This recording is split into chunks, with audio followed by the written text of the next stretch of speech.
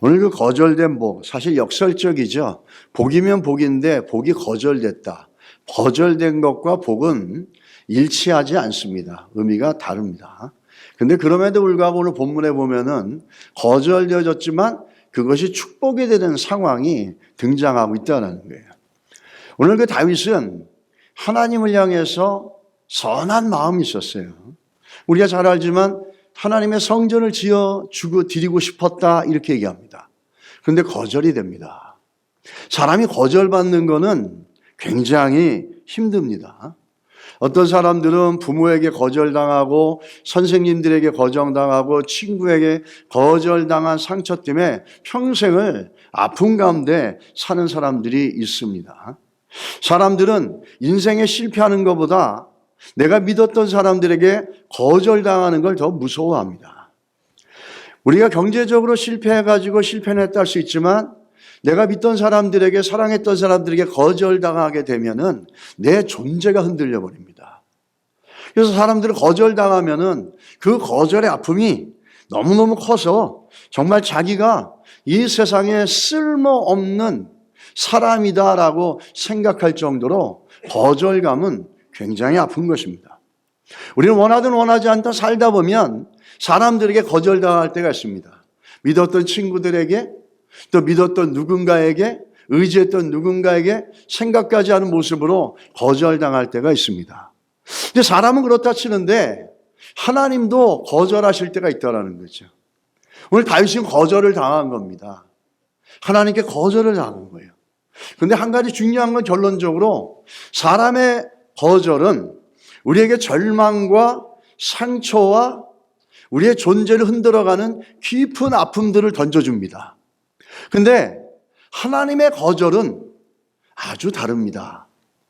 하나님이 거절하실 때는 더 큰 계획과 더 큰 뜻이 있기 때문에 거절하신다는 거예요. 여러분 믿으십니까? 오늘 다윗을 통해서 보여주는 거죠. 하나님이 거절하실 때는 우리를 상처를 주기 위해 거절하시는 게 아니라 더 큰 뜻과 계획을 이루어 가시기 위해서 더 큰 것들을 준비해 놓으셨다는 거예요. 우리는 때로는 오랫동안 기도했던 것들이 있을 거예요. 저도 있습니다. 근데 이루어지지 않은 것들이 있어요. 아니, 오히려 생각지 않은 쪽으로 이루어진 것들도 있어요.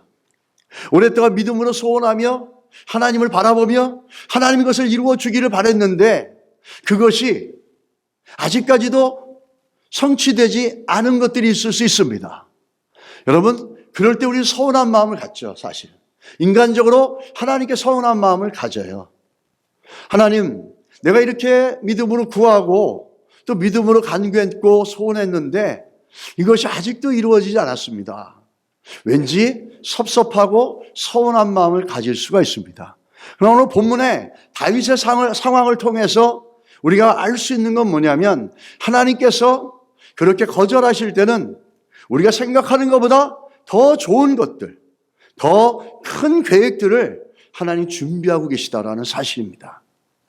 오늘 다윗은 거절받았지만은 하나님의 놀라운 은혜와 놀라운 계획과 복을 얻는 것을 볼 수 있다라는 거예요. 성경에 보면 대표적으로 하나님 앞에 거절된 사람이 있죠.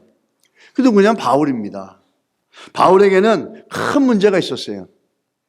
어떤 문제가 있었습니까? 육체에 가시가 있었습니다. 육체의 가시를 성경에 뭐라 그러냐면 사단의 사자라고 이렇게 얘기합니다. 이 고통이 얼마나 크냐면 고통을 갖다 주는 사단의 에이전트라는 거예요. 여러분, 이 고통이란 거는 말로 할 수 없겠지만은 얼마나 컸냐면 이 본문에 육체의 가시다라고 할 때 이 가시라는 말은 그 원어상에 스콜로푸스라 그래가지고 말뚝, 뾰족한 창, 쇠꼬챙이 같다 이런 뜻입니다. 얼마 전에 제가 손통이 옆에 거칠거칠하게 뭐가 나서 그걸 띄었어요. 근데 그 조그만 걸 띄었는데 얼마나 아픈지 이쪽을 건들지 못하는 거예요.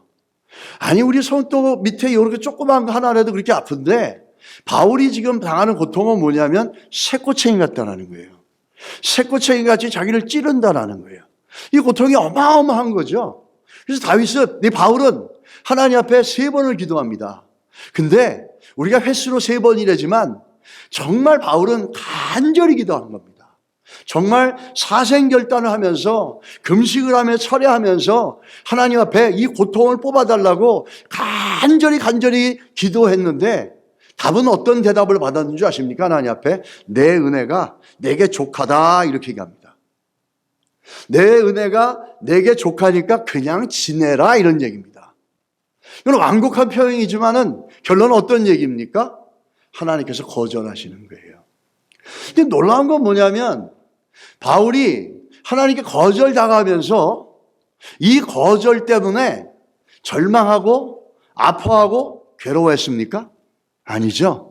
오늘 본문을 보십시오. 고린도후서 12장 9절을 보세요. 뭐 어떻게 바울이 자기가 하나님 앞에 거절됐는데도 불구하고 결론적으로 도리어 크게 기뻐함으로 이렇게 얘기합니다. 그러면서 어떻게 하죠? 내 약한 것을 내가 자랑하고 그리스도의 능력이 내게 머물게 됩니다. 이렇게 얘기합니다.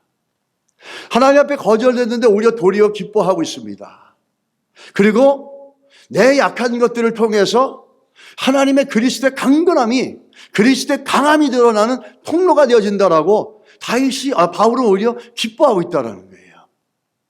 하나님께서는 이 바울을 그 아픔을 아시면서도 거절했지만 그는 상처를 주기 위한 거절이 아니라 그걸 통해서 그리스도의 강함과 능력을 더욱더 드러내며 바울을 정말 사도다운 사도로 만드시려고 하는 하나님의 큰 계획과 복이 그 가운데 있었다라는 겁니다.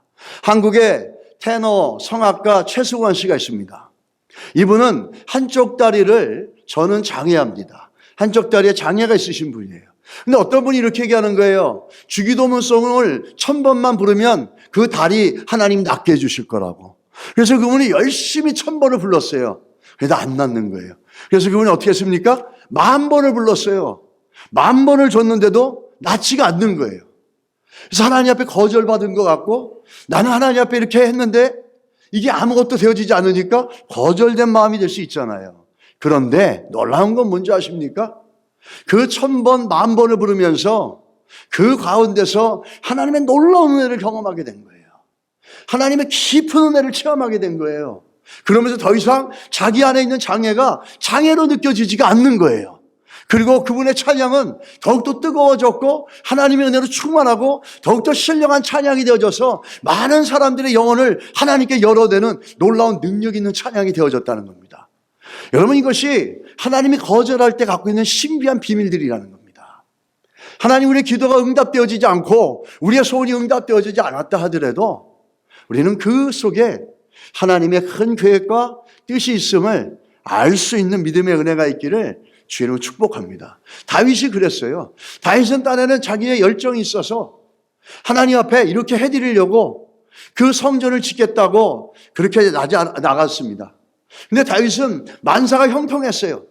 모든 것들이 형통하고 평안하니까 보통 사람들은 모든 게 만사가 평탄하고 좋으면 야, 내가 성공한 인생이구나 그러면서 그거 인조이 할 겁니다. 근데 다윗은 그러지 않았어요. 아, 나는 이렇게 좋은 집에 사는데 어떻게 하나님의 법궤는 저 초라한 휘장 뒤에 있을까? 아마 다윗은 15년 동안 산과 들로 어떻게 했습니까? 거처가 없어서 여우처럼 들짐승처럼 숨어 다니며 쫓겨 다녔지 않습니까? 인간적으로 어쩌면은 하나님이 천지를 만드신 하나님의 법궤가 저 휘장 뒤에 초라하게 있는 것이 아마 오버랩 됐을 거예요. 야, 나도 거처가 없을 때 그렇게 살았던 그 마음과 하나님의 법궤가 저 뒤에 있는 게 너무나 미안했고 너무나 민망할 수 있었을 거예요. 그래서 하나님, 내가 성전을 짓겠습니다. 하나님의 성전을 져서 하나님의 법궤를 그럴싸한 곳에, 기가 막힌 곳에 놓겠습니다. 인간적으로 다윗의 이런 마음은 충분히 이해가 됩니다. 그렇지만 결론적으로 하나님 어떻게 하죠? 하나님은 기뻐하셨지만 거절하셨어요. 굉장히 중요한 내용들이 있습니다. 다윗은 최소한 모든 것이 만사형통되고 모든 것이 잘 될 때 다른 어떤 사람들처럼 하나님을 잊어버리지 않고 하나님을 기억했다라는 건 참으로 중요한 내용입니다. 그런데 하나님께 드리려고 했는데 하나님께서 그것을 거절했다라는 거예요. 사람의 거절은 우리에게 절망과 아픔을 갖다 주지만 하나님의 거절은 더 큰 계획과 더 큰 은혜와 더 큰 복을 예비하고 계시다라는 겁니다. 그래서 다윗은 거절되어졌지만 하나님은 그 다윗의 마음을 기뻐하셨다라는 거죠. 그래서 어떤 사건이 나옵니까? 우리가 잘 아는 이 유명한 다윗의 언약의 사건이 나온다는 거예요. 이 다윗의 언약의 사건은 구원사적으로 너무너무 중요한 사건이죠. 그래서 그 신학자 헤던 로빈스는 이 7장에 나오는 오늘 이 언약의 사건을 뭐라고 합니까? 구약에서 가장 중요한 장이다 이렇게 얘기합니다. 사무엘하 7장을. 그리고 구약학자로서 유명한 월터 브루그만은 이렇게 얘기합니다. 사무엘에서 가장 극적이며 신학적인 중심이 되고 구약 성경에서 복음적 신학의 결정적 구절이 뭐냐? 바로 오늘 본문의 13절부터 15절까지의 하나님이 다윗과 언약을 맺는 거예요.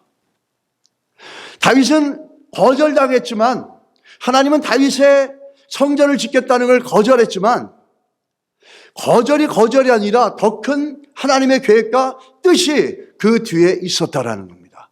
할렐루야. 그러면서 이 다윗의 마음을 거절할 때 거절하는 이유가 있었습니다. 그리고 다윗에게 한 가지를 상기시켜 줍니다. 물론 다윗이 그걸 잊어버리고 있었거나 또 그렇게 자기 마음대로 하려고 했던 건 아니었어요. 우리 본문에 4절에서 7절에까지 보면은 하나님께서 하시는 말씀이 나단 선지자를 통해서 전달해 주는 말씀이 뭐였냐면 언제 너 보러 내 걱정하라 그랬니? 이런 얘기인 거예요. 너 한번 생각을 해봐라. 여지까지 내가 언제 너희들 선조에게 내 성전을 지어주지 않았다고 내가 불평한 적 있니? 난 그런 적 없다라는 거예요. 그리고 네가 나를 걱정해 주니? 아니야. 걱정해 줄 사람은 네가 나를 걱정해 줄 게 아니라 내가 너를 걱정해 줘야 되는 거야. 너를 지금까지 이끌어간 사람이 누구니? 나 하나님 여호와야. 너를 지금의 왕으로 만든 사람이 누구니? 나 하나님 여호와야. 네가 나를 위해서 해줄 게 뭐가 있다고 생각하니? 물론 다윗은 건방지게 하나님 내가 뭘 해드릴게 이러진 않았어요. 그러나 여기서 하나님은 다윗과 언약을 맺으면서 너무너무 중요한 신앙을 얘기하죠. 신앙은 하나님으로부터 시작되어지고 하나님의 은혜로부터 시작되어지고 하나님의 은혜로 종결되어진다는 거예요. 우리가 하나님 앞에 해드릴 건 없다는 거예요. 우리는 하나님 앞에 순종할 건 있겠죠. 그래서 다윗에게 언제 내가 너 보러 나를 걱정하라 그랬냐? 너의 필요를 채워준 사람이 누구야? 나지 않소. 누가 너를 왕으로 만들어주니 나지 않냐? 누가 너를 원수의 손에서 이겨줬냐? 나이지 않냐? 근데 네가 나를 걱정해? 아니, 내가 너를 걱정해 줘야 되는 거야. 이렇게 4절에서 7절을 갖다 얘기하면서 나단 선지자를 통해서 이렇게 얘기하면서 하나님께서 내가 너를 걱정해야 되지 네가 나를 걱정해야 되는 게 아니야. 이 말은 무슨 말인지 아십니까? 이걸 다른 버전으로 말하면 간단히 말하면 신앙은 그런 게 아니야 라는 거예요.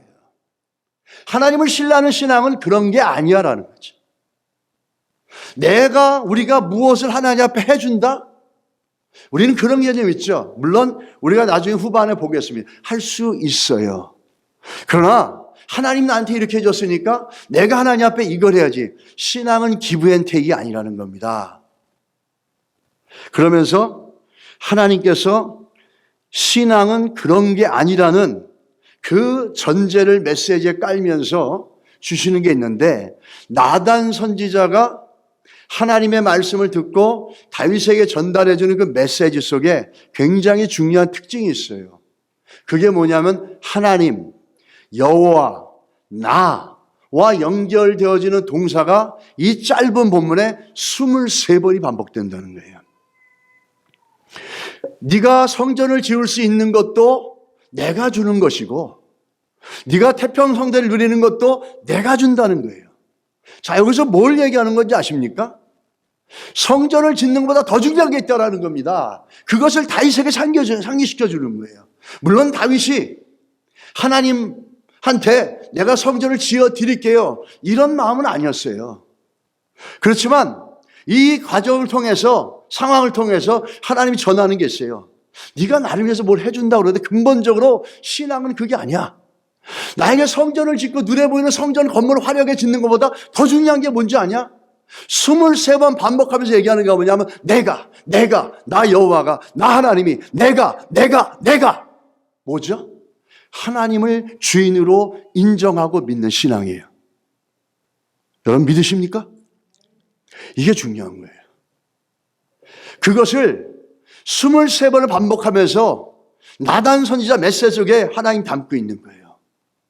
신앙은 내가 너한테 뭘 줬다고 해서 뭐가 복고 은혜가 돼서 나에게 기분 테이크가 아니라 이 처음부터 마지막까지 하나님이 하셨다라는 걸 인정하는 것. 이것이 성전을 짓는 것보다 더 중요하다라는 거예요. 성전을 화려하게 지으면 뭐 하겠어요? 그곳에 있는 성도들이 내가 지어드렸지. 내가 이 성전 지을 때 저 금 내가 했지. 내가 이 성전 지을 때 저 대리석 내가 헌금했지. 이거를 듣고 싶은 거겠습니까?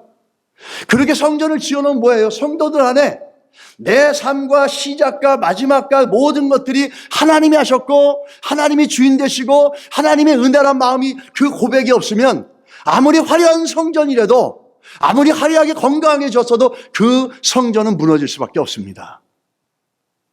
우리에게 지금도 제일 중요한 게 뭐냐면 하나님이 하셨고 하나님이 이끌어주셨고 하나님이 이 자리까지 불러줬다는 하나님이 주인 되신다라는 그 믿음의 고백들, 이것들이 성전인 우리 안에 있어야 될 줄 믿습니다.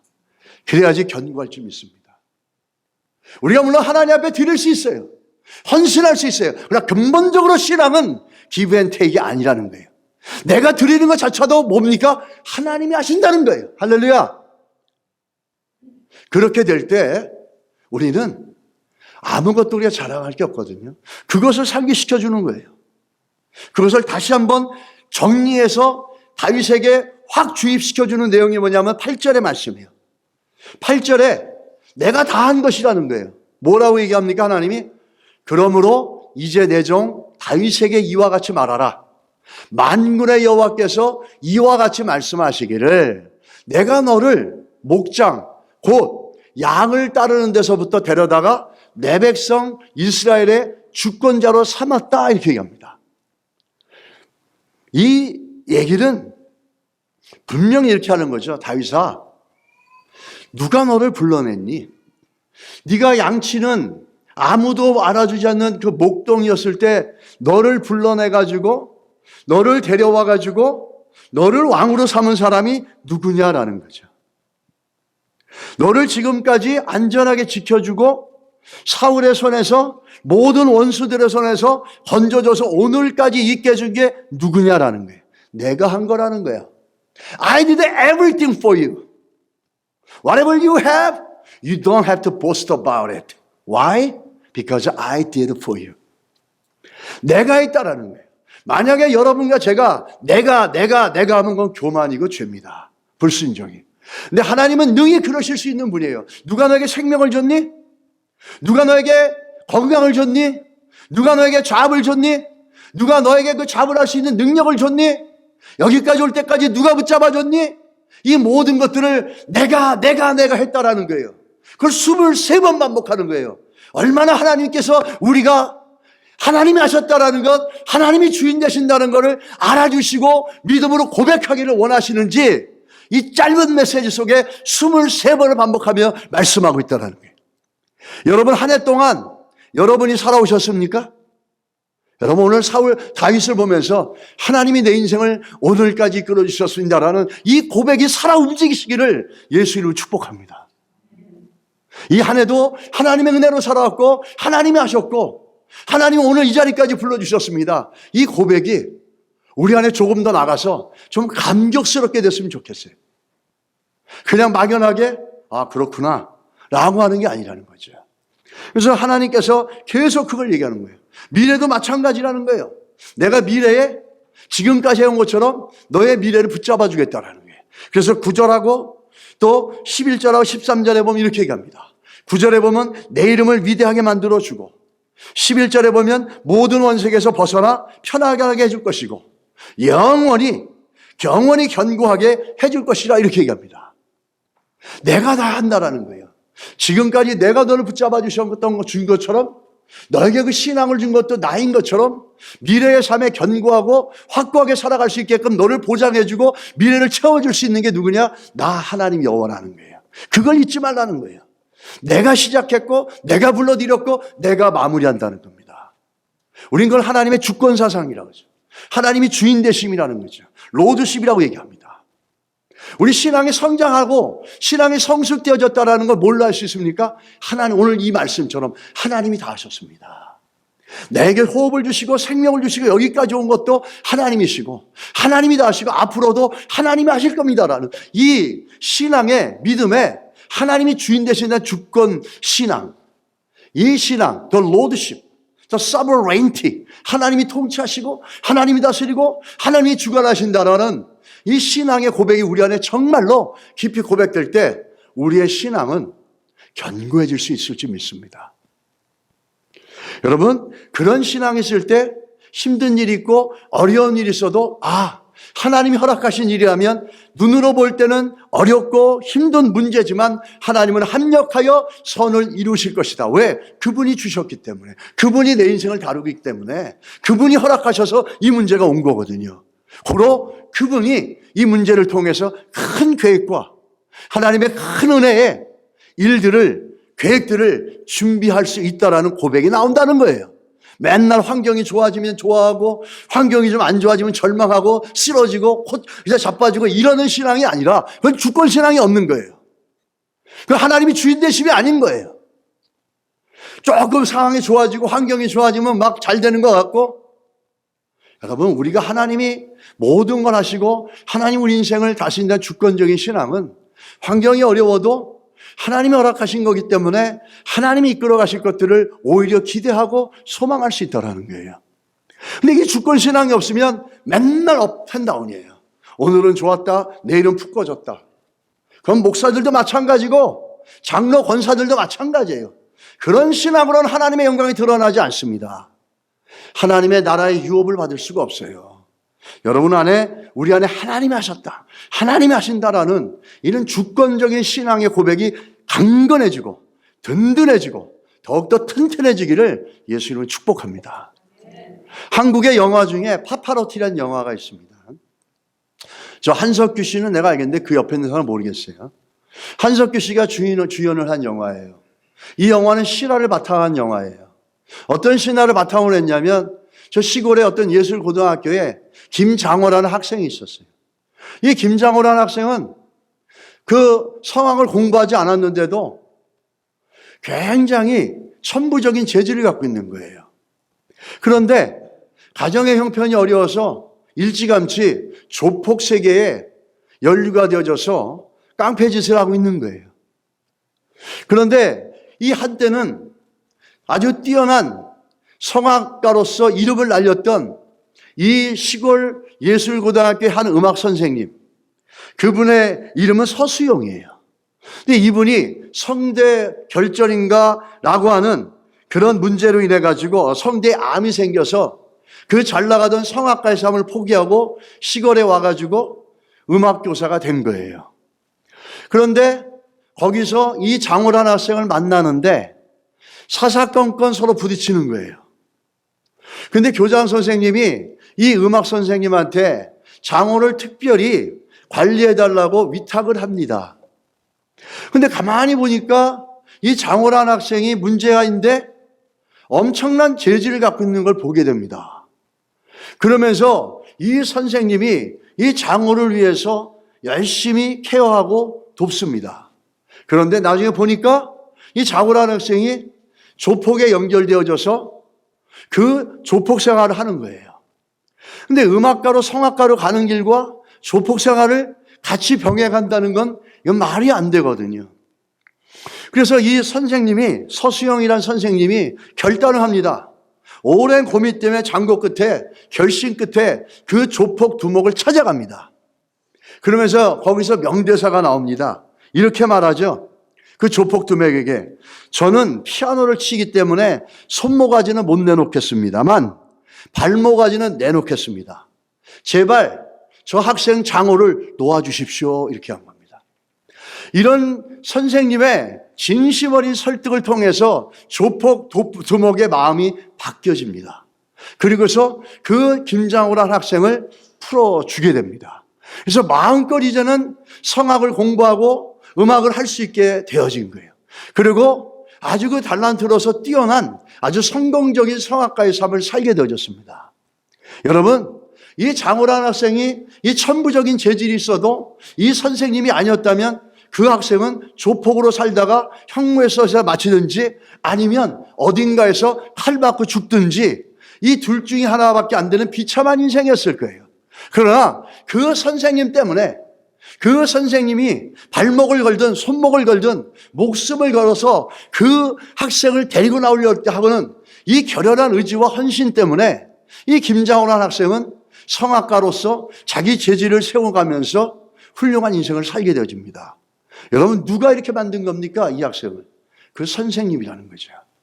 그 선생님이 전적으로 목숨까지도 자기의 신체의 일부까지도 포기할 각오를 하면서 그 학생을 그 조폭에서 건져내서 그의 재질을 살려서 성악가의 삶을 살게 해준 거 아닙니까? 그 선생님 때문에 그런 거예요. 여러분과 제가 오늘 살고 예수를 믿고 이 자리에 와 있는 게 누구 때문입니까? 마치 그 김장호라는 학생에게 그 선생님이 그렇게 했던 것처럼 우리가 오늘 이 자리에 있고 우리가 이 시간 오늘 예수를 고백하고 예배의 자리에 나올 수 있는 은혜와 복을 얻은 것은 우리가 잘해서입니까? 전적으로 예수 그리스도 때문이에요.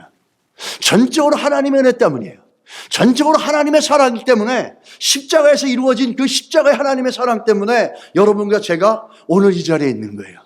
우리는 그 사실을 믿음으로 고백해야 될 줄 믿습니다. 내가 잘나서 내가 거룩하게 살아서 천만의 만만의 말씀.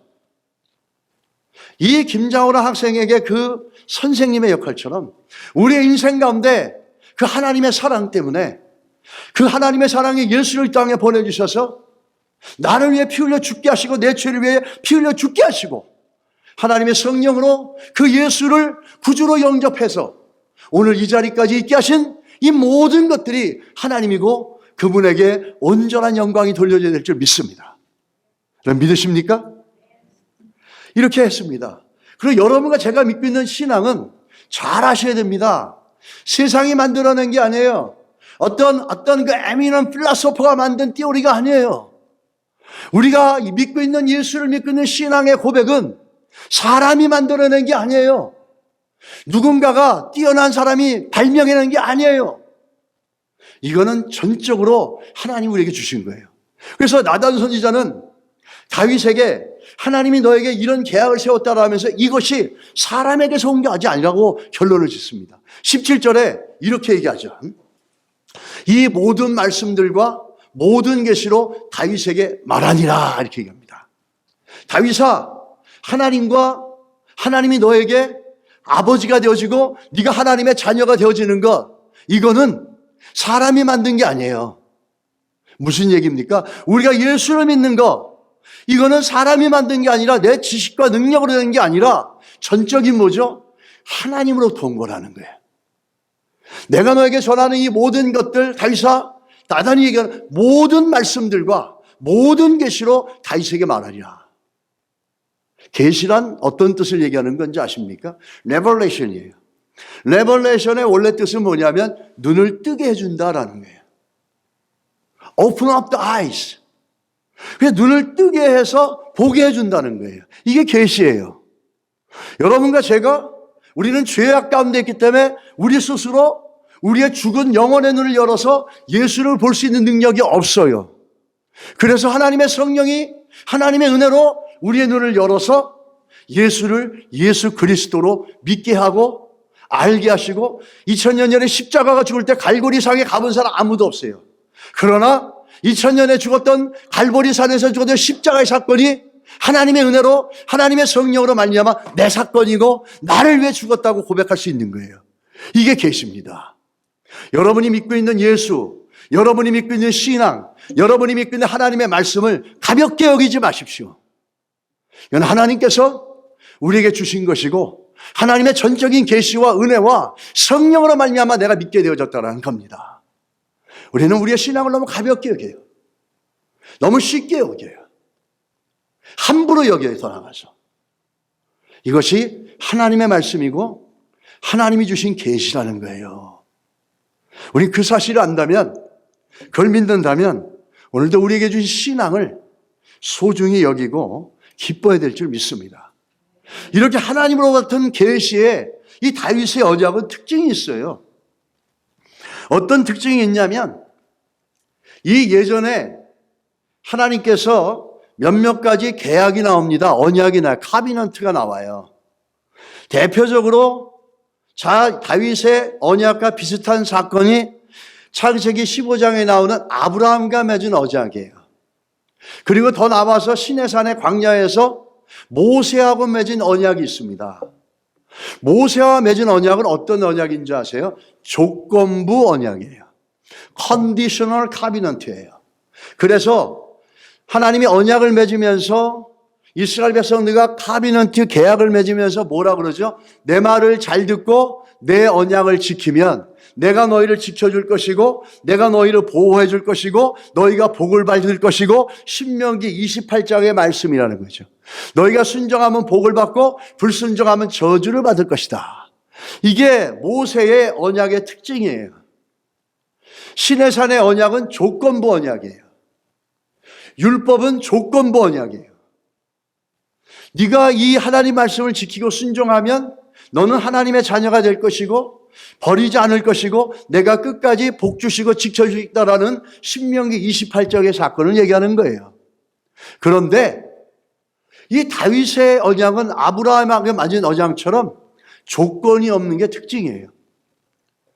오늘 본문에도 보시면 13장 거기서도 보시면 나오지만 이런 거죠. 너희가 만일 실패할지라도 그럼에도 불구하고 내가 너와 함께 할 것이고 내가 너를 붙잡아 줄 것이고 내가 너를 사랑할 것이고 너는 나의 자녀가 될 것이라는 거예요. 이게 다윗의 언약입니다. 이 다윗의 언약의 이 특징, 이거는 뭘로 연결됩니까? 십자가의 사랑입니다.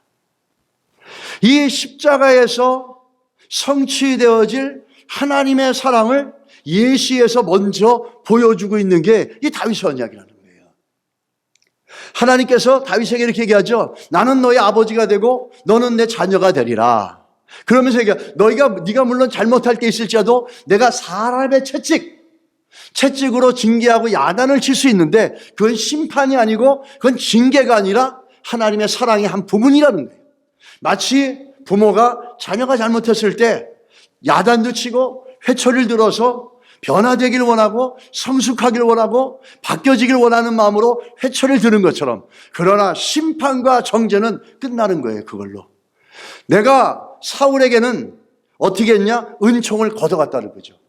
그래서 사울은 더 이상 하나님의 선택된 자녀로서 그 자리를 놓쳐버렸어요. 그거는 심판이고 그건 저주고 그건 징계입니다. 근데 너희들이 잘못했다 할지라도 내가 그렇게 하지 않겠다는 거예요. 물론 너희가 잘못했기 때문에 그것 때문에 네가 힘들 수 있다. 그것 때문에 네가 어려울 수 있다. 그렇지만 나는 너를 포기하지 않을 것이다. 오히려 그 어려움을 통해서 너의 잘못을 보고 너의 죄를 보고 네가 변화되게 해 주려고 회초리를 든다. 이렇게 얘기하는 겁니다. 이건 완전히 다른 얘기죠. 그러면서 네가 실패한다 할지라도 나는 너를 버리지 않아. 끝까지 너와 함께 할 것이야. 이게 다윗의 언약이 갖고 있는 특징이에요. 조건이 없어요. 이건 십자가의 사랑도 조건 없는 사랑이에요. 예수 그리스도가 이 땅에 와서 죽으시고 피 흘리셔서 그러면서 하나님의 사랑을 성취했던 이 십자가의 사랑은 조건 없는 사랑이에요. 그런데 세상의 사랑은 어떻습니까? 사람들의 사랑은 어떻습니까? 항상 조건이 있어요. give and take예요. 주고받는 사랑이에요. 내가 준 만큼 사랑해 준 만큼 안 해주면 섭섭해합니다. 억울해합니다. 심지어는 분노를 느낍니다. 세상의 사람들, 세상의 사랑, 사람들의 사랑은 오히려 받으면 주어야 한다는 부담감이 있는 거예요. 우리 예수 믿는 사람들은 하나님의 사랑이 있기 때문에 그렇게 누군가를 사랑할 때 그렇게 하지 않아야 될 줄 믿습니다. give and take 식으로 내가 오늘 밥 샀으니까 언젠가 저 사람도 사야지. 아니, 샀으면 그걸 끝내세요. 그냥 한 번 샀으니까 저 사람 나중에 안 사? 참 못된 사람이네, 고약하네. 이거는 하나님의 사랑을 아는 사람들의 사랑이 될 수가 없어요. 설상 그들이 내가 섬겨줘서 아무런 대답이 없어도 오히려 성경은 너희가 섬기고 사랑해주고 대가를 바라지 말라 그러는 거죠. 그건 대가를 바라고 하는 건 섬김이 아니라 사랑이 아니라는 거예요. 그 사람들의 사랑은 항상 준 만큼 바랍니다. 그러니까 사람들이 사랑을 베풀 때 부담스러워요. 나도 줘야 되니까. 근데 난 줄 게 없어. 그게 인간들의 사랑이에요. 근데 하나님의 사랑은 다윗의 언약을 통해서 십자가를 통해서 오는 건 무한정, 끊임없이 조건 없이 우리에게 주시는 거예요. 그게 십자가의 사랑, 십자가를 통해서 이루어진 하나님의 사랑이라는 거예요. 그것들을 얘기하고 있죠. 오늘 하나님의 사랑은 항상 무조건적으로 우리와 함께하고 있다는 걸 다윗을 통해서 보여주고 있습니다. 하나님의 사랑은 무한하고 풍성합니다. 또한 하나님의 사랑은 우리가 아무리 하나님의 사랑을 받아도 그 받음에 감사하고 기쁨은 있을 수 있어도 무언가 해야 되는 것은 아닙니다. 우리의 성도의 삶 가운데도 이런 사랑으로 섬기고 이런 사랑으로 관계하고 교제한다면 그 관계와 교제 속에 큰 하나님의 은혜가 넘칠 줄 믿습니다. 이 하나님의 사랑을 그 인간의 사랑들은 참 그럽니다. 오래 가지를 못해요. 인간의 사랑은 오래 가지 못해요. 내가 조금 했는데 나한테 좀 이익이 안 되고 내가 원하는 것만큼 되지 않으면 그냥 바뀌어버려요. 또 인간의 사랑은 빨리 식어버려요. 사랑한다고 말은 하지만 빨리 권태를 느끼고 빨리 식상해버립니다. 그리고 조금만 내가 널 사랑해라고 하지만 그 사랑한다는 이름으로 함부로 대하고 또 심지어는 그 사랑이라는 이름 때문에 상대방을 상처를 줄 때가 너무나 많다는 거죠. 근데 하나님의 사랑은 그렇지 않다는 거죠. 하나님의 사랑의 전제는 십자가를 통해서 죄인된 우리를 하나님의 자녀로 바뀌어준 것처럼 하나님의 사랑은 거기에 회복이 있다는 겁니다. 루터가 이렇게 얘기합니다. 십자가의 사랑을 뭐라고 비교하냐면 자기와 비교하는데 창기를 사랑한 것 같은 사랑이라고 얘기합니다. 이렇게 얘기하죠. 이 부유하고 거룩하신 신랑 그리스도는 이제 이 가난하고 사악한 창기와 결혼하시고 자기를 창기라고 얘기하는 겁니다. 그 여자를 모든 악에서 사해 주시며 또한 그 여자를 자기의 모든 선한 것으로 치장해 주신다. 죄는 이제 그 여자를 멸망시킬 수 없다. 왜냐하면 그 죄는 그리스도에게 지워지고 그리스도에 의하여 삼키운 바 되었기 때문이다. 그리고 이 여자는 그의 남편인 그리스도 안에 있는 의의를 가진다라고 얘기합니다. 아무 가치 없는 존재를 사랑해 주는 게 하나님의 사랑이에요. 저 사람이 능력 있고 유명하고 앞으로 나에게 해줄 게 있어서 사랑한다? 최소한 그렇게 할 수는 있어요. 그러나 그건 하나님의 사랑을 경험한 성도의 사랑이 될 수는 없습니다. 루터가 자기는 창기였는데 자기를 이렇게 회복시켜줬다는 거죠. 우리가 성도 가운데 하나님의 사랑으로 교제한다면 그 사랑의 교제를 통해서 기브앤테이크가 아니라 하나님의 사랑을 내가 무한정 조건 없이 받은 것처럼 그렇게 나누고 흘려보낼 때 상대방은 그 사랑을 통해서 하나님을 알게 되고 변화되고 회복되어질 줄 믿습니다. 이게 우리가 가지고 있는 하나님의 사랑을 경험한 자들의 모습이라는 거죠. 이 철저한 하나님의 사랑과 은혜, 우리가 하나님의 사랑을, 십자가의 사랑을 경험한 자들 안에서 일어날 수 있는 일이라는 겁니다. 마지막으로 보면은 이 하나님께서 다윗에게 뭐라 그랬습니까? 나는 너의 아버지가 되고 너는 내 아들이 되리라, 이런 얘기예요. 그냥 얘기가 야 내가 너 사장이 되고 너는 내 종업원이 되기다, 이렇게 한 얘기가 아니에요. 이건 뭐죠? 피를 함께 남은 관계라는 거예요. 그냥 하나님께서 우리를 갖다가 뭐라 그랬냐면 너는 나랑 가까운 친구야. 너는 내가 신뢰하는 나의 신복이야. 너는 내가 의지할 수 있고 바랄 수 있는 나의 어떤 조력자야, 협력자, 이렇게 얘기한 게 아니라 파격적이죠. 내가 천지를 창조하신 하나님이 내가 아버지가 된다는 거예요. 그리고 너는 내 아들이 되고 내 자녀가 된다는 거예요. 너는 내 딸이 되고 내 아들이 되고 나의 자녀가 된다는 거예요. 놀라운 거죠.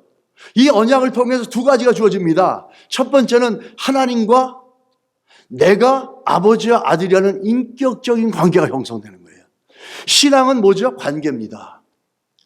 우리가 하나님의 자녀로서 하나님을 아바아지로 부르면서 시간이 가면 갈수록 아버지와 아들의 관계는 예전에는 철벌을 났을 때는 아들이 아버지를 이해 못할 때가 있었어요. 그러나 나이 들고 철들면 아버지를 이해하면서 관계가 더 깊어져 갑니다. 이런 인격적인 관계, 신앙은 관계입니다. 하나님과 관계. 두 번째 뭐죠? 우리가 아들이 되어졌다는 거예요. 아들이 되어졌다는 건 뭐냐면 우리에게 영적인 spiritual identity가 주어졌다는 거예요. 우리 안에 영적 정체성을 주셨다는 거예요. 아이덴티티를 우리에게 주셨다는 거죠. 예전에 LAX의 공항에서 저희 어머니가 떠날 때인가 시간을 기다리고 앉아 있는데 우리 토리가 아주 조그만 때였어요. 그 공항을 아장아장 이렇게 걸어 다니고 있었어요. 근데 상대방이 앉아있던 어떤 아주머니가 저를 부르면서 저 아이가 아저씨 딸이죠? 그러더라고요. 예, 그렇죠. 어떻게 하셨으니까 똑같아요. 그러더라고요. 근데 우리 애들은 아빠 닮았다는 되게 싫어해요. 똑같아요. 그러는 거예요. 당연하죠. 왜 그렇습니까? 내 DNA를 받았기 때문에. 내 유전자를 받았기 때문에 나를 닮을 수밖에 없는 거예요. 자, 여기서 깔고 있는 하나님의 조건은 뭐냐면 내가 아버지가 되고 너는 내 자녀라는 거예요. 그럼 뭐죠? 나를 닮아가야 된다는 거예요. 아버지를 닮아가야 되고 아버지가 아니라 아버지를 닮아가고 아버지를 달려가려고 하는 마음이 있어야 된다는 거죠. 그게 예수를 믿고 내가 하나님의 자녀가 되어졌고 내가 예수를 구주로 믿고 내가 하나님을 아버지라고 부를 수 있는 하나님과 인격적인 관계가 된 하나님의 자녀들 안에 있어야 될 DNA입니다. 그 영적 DNA는 우리 안에서 그리스도를 닮아가게 하고 하나님의 사랑을 닮아가게 하고 하나님을 닮아가게 만드는 거죠. 우리 안에 예수를 믿는다는 걸 여러분 이러죠. 내가 예수 믿었으니까 I got a ticket to the heaven. 나는 이제 다 됐어. 나는 예수 입술로 고백했으니까 나 천국 가면 돼. 근데 삶을 보면 자기 마음대로 살아요. 하나님의 자녀답게 살지 않아요. 정말 구원받은 사람이라면 내 안에 뭐가 있어야 돼요? 하나님의 자녀라는 영적 아이덴티티, 예수의 DNA가 있어야 된다는 거예요. 그래서 매사에 어디 가서 무엇 하든지 간에 하나님의 자녀답게 산다는 겁니다. 그게 구원의 확신이 있는 거죠. 내가 난 예수 믿었으니까 입술로 고백했으니까 정말 그 입술로 고백한 게 마음으로 믿어서 올바르게 났다면 내 안에 뭐가 있어야 되죠? 예수의 DNA가 있어야 되죠. 내 안에 영적 아이덴티티가 있어야죠. 하나님의 자녀답게. 그렇다면은 어디 가서 무엇 하든지 간에 하나님의 자녀답게 살아야죠.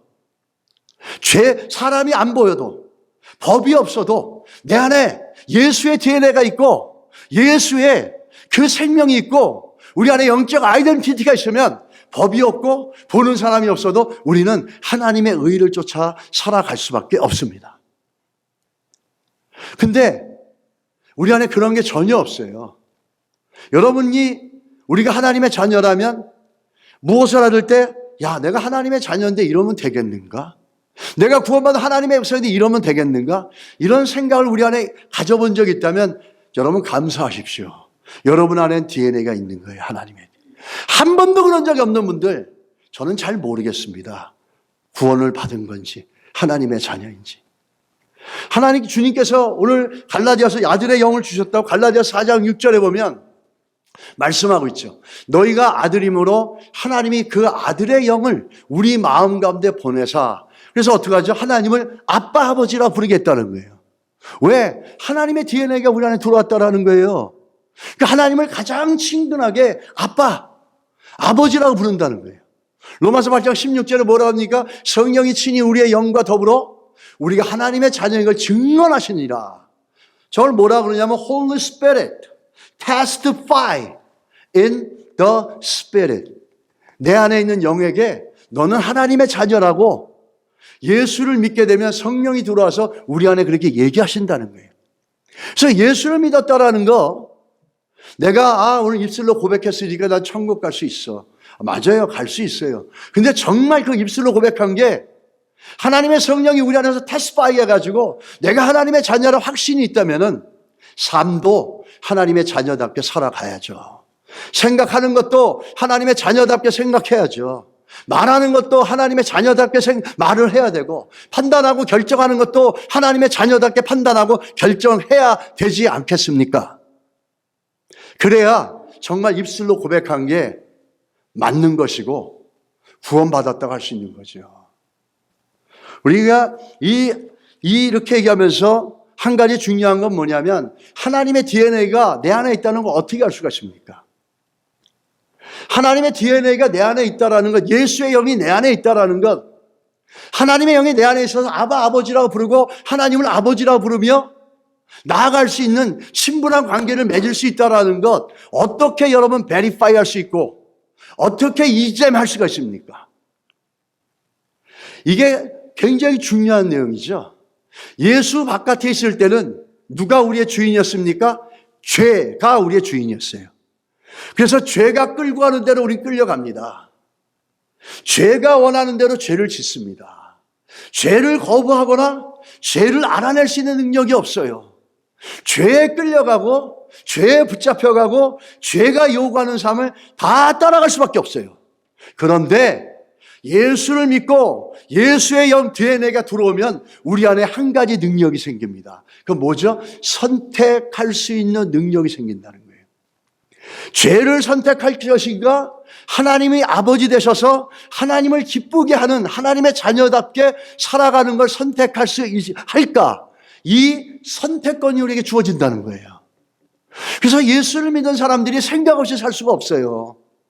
우리 안에 예수의 영이 있다면 이 땅에 육체를 입고 있기 때문에 얼마든지 많은 유혹이 다가오고 얼마든지 많은 선택이 요구되는 게 있어요.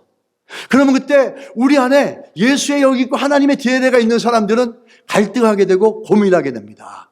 아, 이거는 아닌 것 같은데, 이건 하나님이 원하시는 이쪽인 것 같은데 내가 이쪽으로 가야지. 예전에 예수 믿기 전에는 그냥 이쪽으로 갔어요. 무조건 아무 선택이 없었기 때문에. 근데 이제 예수를 믿어서 예수의 영이 DNA가 들어오니까 아, 이건 죄인 것 같은데, 이건 안 되는데, 하나님 기뻐하는 건 이런 건데 힘이 들어도 이쪽으로 가야 되지 않을까, 이런 갈등이나 고민이 있으면 감사하십시오. 여러분 안에 예수의 DNA가 있는 거예요. 그런 거 한 번도 없는 분들이 있다면은, 한 번도 없었다면은 잘 모르겠습니다, 저는. 그래서 신앙생활 하더라도 어떤 사람이 있냐면, 여러분 주보 보시면 나와겠지만 아들은 아들인데 종처럼 사는 사람이 있고 나중에 성경에서 아들처럼 살아요. 신앙생활도 종처럼 하는 사람이 있어요. 억지로 합니다. 그냥 억지로 해요. 그냥 내가 하나님을 믿긴 믿는데 이 신앙이 성숙함이 없으니까, 하나님의 자녀로서 확신이 없으니까 그냥 이게 뭘 하는지 몰라도 교회를 섬기라 그러면 내가 그걸 왜 섬겨야 돼? 왜 내 시간 들이면서 내 돈 들이면서 왜 해야 돼? 괜찮습니다. 안 하셔도 돼요. 그렇게 하는 섬김은 섬김이 될 수 없습니다. 근데 내가 하나님의 자녀라는 DNA가 분명 있는 사람은 교회가 원하고 하나님이 원할 때 기쁨으로 섬기고 자원할 수가 있어요. 신앙생활 하더라도 하나님의 자녀인데 종처럼 하는 사람이 있고 하나님의 아들답게 딸답게 자녀답게 하는 사람이 있어요. 여러분은 어떤 쪽이세요? 종처럼 신앙생활 하세요? 아니면 자녀답게 신앙생활 하세요? 자녀답게 신앙생활 하는 사람들은 자원합니다. 기꺼이 나에게 이 기회를 주신 걸 감사하고 전심으로 섬깁니다. 시간을 드리고 물질을 들여 불평하지 않아요. 주께로부터 온 모든 것들을 내가 주를 위해 드림으로 감사하고 기뻐하며 섬겨나가는 게, 이게 하나님의 자녀다운 삶이에요. 그 삶은 왜 그럴까요? 왜 그렇게 자원하면서 기쁨을 할까요? 그 안에 영적 DNA가 분명하기 때문에, 그게 깊기 때문에. 우리가 로마서 8장 14절에 보면 이런 말씀이 있습니다. 무릇 하나님의 영으로 인도함을 받는 사람은 곧 하나님의 아들이라. 오늘 because those who are led by the Holy Spirit of God are son of God, 이렇게 얘기합니다. 바꿔 말하면 하나님의 자녀들은 어떻게 살아야 되죠? 하나님의 영의 인도하심을 받아 살아가야 된다는 거예요. 그게 하나님의 자녀답게 살아가는 거예요. 하나님의 뜻을 추구하고 하나님이 원하시는 걸 추구하고 그 하나님의 인도하심에 순종해가며, 이 왜 그렇죠? 하나님의 자녀라는 DNA가 건강하고 이 어시얼런스가 깊으면 깊을수록 뭐가 나오죠? 하나님의 영의 인도함을 얻는다는 거예요. 사람 따라가지 않습니다. 세상 따라가지 않아요. 환경 따라가지 않아요. 기분 따라가지 않아요. 감정 따라가지 않아요. 하나님의 영의 인도하심을 따라가요. 말씀을 따라갑니다. 성령이 주시는 음성을 따라가요. 왜? 내 안에 하나님의 자녀라는 영적 DNA가 깊으면 깊을수록 세상과 눈에 보이는 걸 쫓아가지 않고 하나님의 영의 인도함을 쫓아가려는, 이걸 뭐라고 하죠? Holy intention이라고 그러는 거예요. 거룩한 의도가 있다라는 거예요. 왜? 예수의 DNA가 있으니까 내 안에. 그래서 하나님을 따라가고 하나님을 순종하려는 이 거룩한 이 의도가 내 안에 있으니까, 그 DNA가 있으니까 당연히 어떡하죠? Holy intention이 나오는 거예요.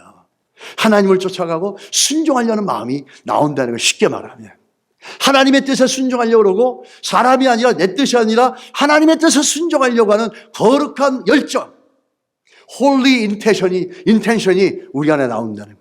여러분 안에 그런 홀리 인텐션이 있습니까? 하나님의 영을 쫓아가고 하나님의 인도하심을 따라가고 하나님이 원하시는 것이 무엇인지를 양쪽에서 선택권을 갖다가 드러내면서 고민하며 힘들어도 하나님의 뜻을 순종하려고 하는 이런 거룩한 의도가 있습니까? 감사하십시오. 내 안에 예수의 영이 건강한 거예요. 내 안에 예수의 DNA가 건강한 거예요. 예전에 이 하나님의 자녀라는 확신이 깊으면 글수록 우리에게 나오는 건 뭐냐면 하나님의 뜻을 따라가려는 순종하는 마음이라는 거예요. 예전에 그 독일이 통독되기 전에 이 동부권 공산권에 성경을 배급하시는 한 선교사님이 있었습니다. 그분은 동부권의 헝가리니 뭐 이런 데 다니면서 그 성경을 몰래 배급하는데 항상 몰래 숨겨가지고 들어가는 거예요. 그래서 늘 들어갈 때마다 가슴을 조마조마하면서 들키면 어떡할까 하는 두려움을 갖고 들어가는 거예요. 그래서 성경을 갖고 가는 게 마치 007 작전같이 그렇게 성경을 숨겨갖고 들어가는 거였어요.